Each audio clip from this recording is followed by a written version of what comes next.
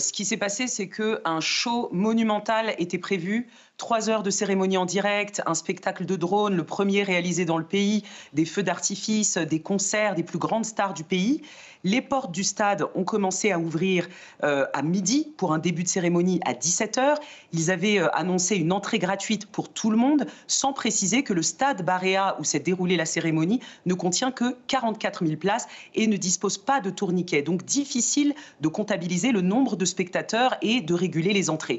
Donc avant même le début du spectacle, le stade était déjà plein, mais une foule a insisté au niveau d'un portail pour entrer, ce qui a provoqué la bousculade mortelle. Des mineurs principalement ont été piétinés et étouffés dans la panique. Il faut rappeler que plusieurs incidents malheureusement ont entaché ces Jeux des îles de l'océan Indien, pourtant prévus depuis 2 ans.